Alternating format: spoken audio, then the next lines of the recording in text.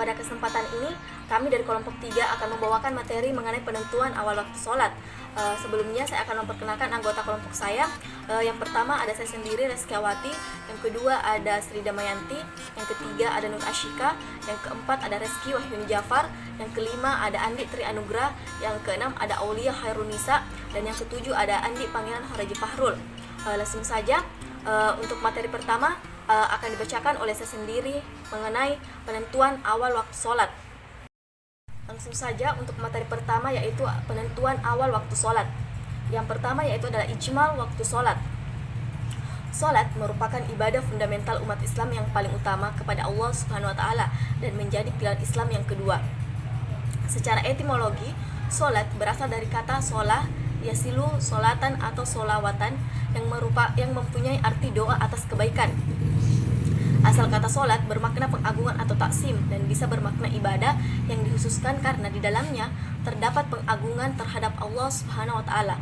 Sedangkan menurut terminologi, sholat berarti suatu ibadah yang mengandung ucapan dan perbuatan yang dimulai dengan takbiratul ihram dan diakhiri dengan salam dengan syarat-syarat tertentu.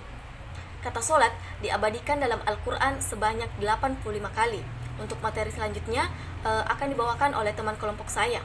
Baik, saya akan menjelaskan materi tentang penentuan waktu sholat. Yang pertama itu waktu zuhur. Waktu zuhur dimulai saat pertengahan hari atau non, yaitu ketika matahari melewati garis meridian atau lingkaran besar langit yang menghubungkan utara dan selatan. Saat melewati garis meridian, ada 3 kemungkinan azimut matahari atau dihitung dari arah utara. Yang pertama, azimut matahari sama dengan 0 derajat, yaitu ketika matahari melewati garis meridian, posisinya di belahan langit utara. Yang kedua, azimut sama dengan 180 derajat, ketika posisinya di belahan langit selatan. Yang ketiga, azimutnya tidak dapat ditentukan, ketika posisinya benar-benar tepat di zenit atau di atas kepala, atau ketinggiannya tepat 90 derajat. Muhammad Ilyas berpendapat bahwa waktu zuhur dimulai sejak seluruh bundaran matahari meninggalkan meridian, biasanya diambil sekitar 2 menit setelah lewat tengah hari. Yang kedua, waktu asar, ketika matahari berkulminasi atau berada di meridian atau awal waktu zuhur. Barang yang berdiri tegak lurus di permukaan bumi belum tentu memiliki bayangan. Bayangan itu akan terjadi manakala harga lintang, tempat, dan deklinasi matahari itu berbeda. Panjang bayangan yang terdiri pada saat matahari berkulminasi adalah sebesar tan Zm, di mana Zm adalah jarak sudut antara zenit dan matahari ketika berkulminasi sepanjang meridian, yakni Zm sama dengan jarak antara zenit dan matahari adalah sebesar harga mutlak lintang tempat dikurangi deklinasi matahari. Badan Hisab dan Ruqyat Departemen Republik Indonesia menggunakan rumusan bayangan waktu asar. Rumusan dasar dalam penentuan waktu sholat asar dapat dilihat pada gambar di samping. Pendapat lain menyatakan bahwa salat asar merupakan waktu pertengahan antara duhur dan maghrib tanpa perlu memperhitungkan jarak zenit matahari. Pendapat ini diperkuat dengan ungkapan as-salatil wusta atau salat yang di tengah-tengah dalam surah Al-Baqarah ayat 238 yang ditafsirkan oleh sebagian ahli tafsir adalah salat asar. Jika pendapat ini yang digunakan, waktu salat asar akan lebih cepat dari jadwal salat yang berkembang selama ini. Yang ketiga, waktu maghrib. Waktu maghrib dalam ilmu falak berarti saat terbenam matahari. Seluruh piringan matahari tidak kelihatan oleh pengamat. Piringan matahari berdiameter 32 menit busur.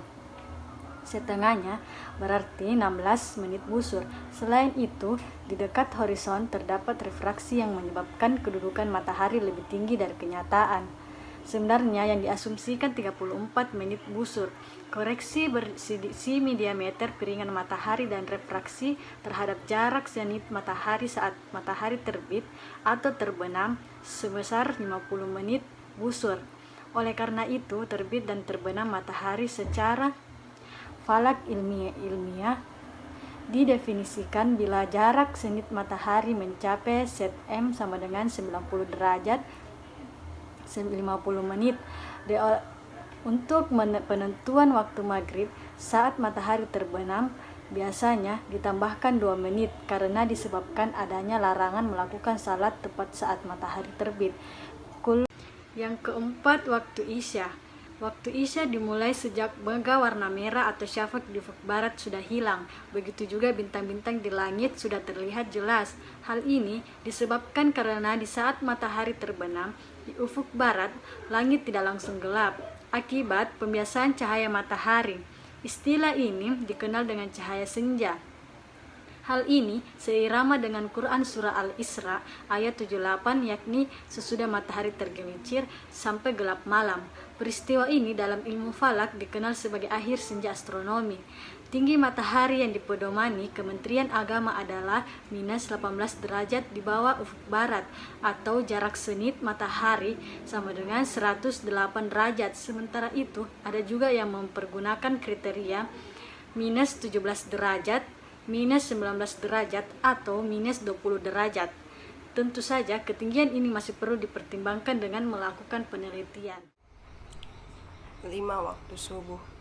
Waktu subuh dimulai sejak terbitnya fajar shodiq sampai waktu matahari terbit. Perlu diketahui bahwa fajar atau twilight di pagi hari terdiri dari fajar kazib atau fajar bohongan dan fajar shodiq atau fajar sungguhan.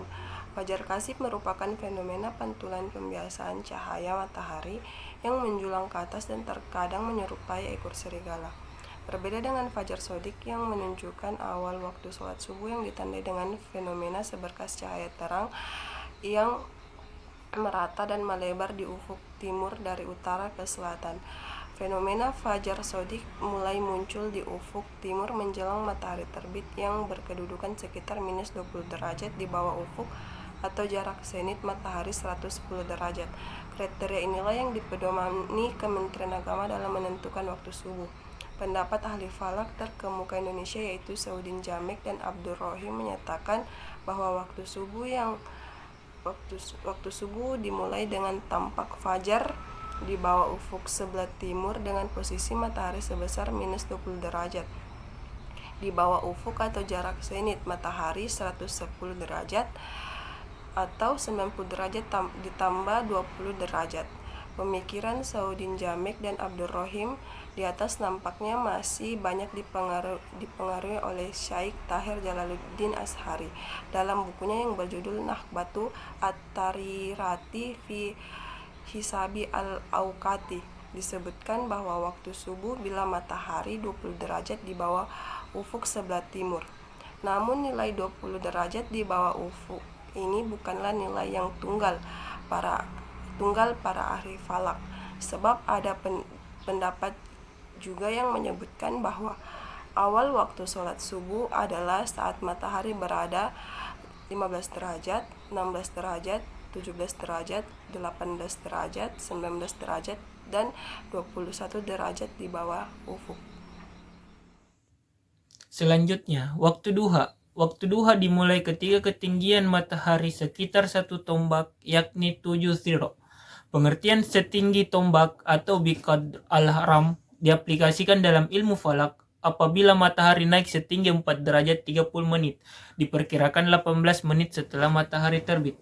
Sedangkan menurut Imam Abu Hanifah ketinggian matahari sekitar 2 tombak atau dalam ukuran ahli hisab 9 derajat, waktu duha berakhir ketika matahari tergelincir.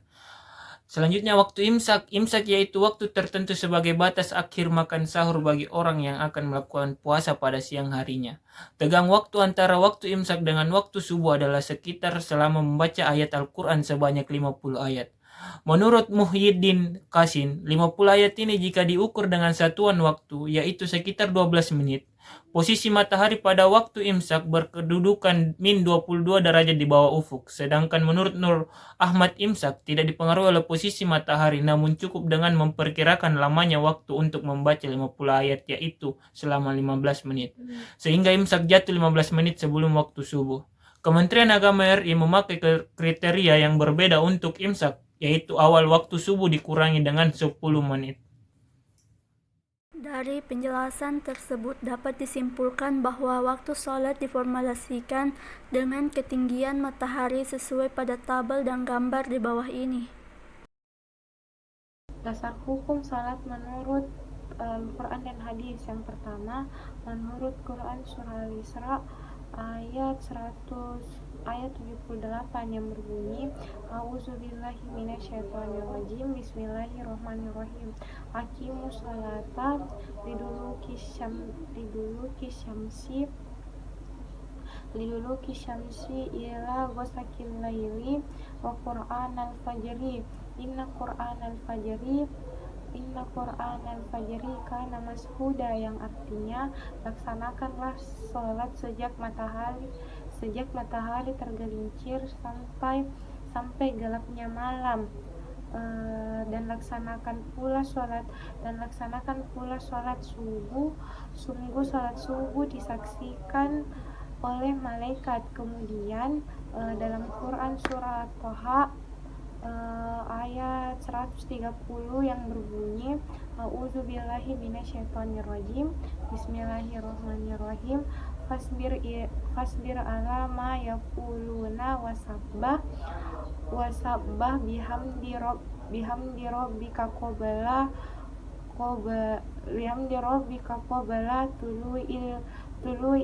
tulu'i syamsi wa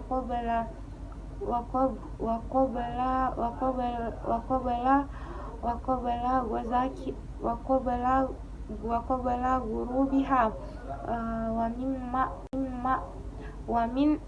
min ana'i fasabbah wa min ana'il laili fasabbah wa atrafan nahari la'allaka tardo, yang artinya maka bersabarlah engkau Muhammad atas apa yang mereka katakan, dan bertasbihlah dengan memuji Tuhanmu sebelum matahari terbit dan sebelum terbenam, dan bertasbihlah pula pada waktu tengah malam dan di ujung siang hari, agar engkau merasa tenang. Kemudian adapun hadis dari Abdullah bin Amr radhiyallahu anha, yang artinya dari Abdullah bin Amr radhiyallahu anha, sabda Rasulullah sallallahu alaihi wasallam, waktu zuhur apabila tergelincir matahari sampai bayang-bayang seseorang sama dengan tingginya, yaitu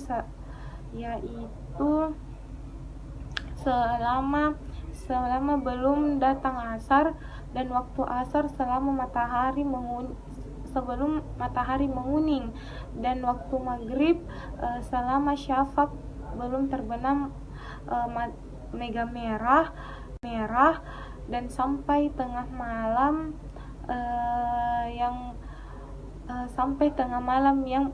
yang pertengahan, dan waktu subuh mulai fajar menyingsing